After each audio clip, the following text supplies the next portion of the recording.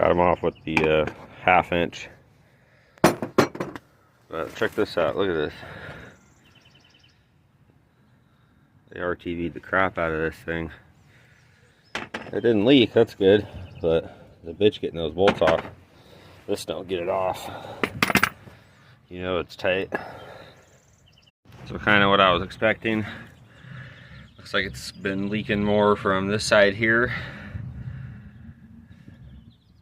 But the shoes are, they're gonna be savable, so that's nice. I don't have to change everything. Just gotta clean them up.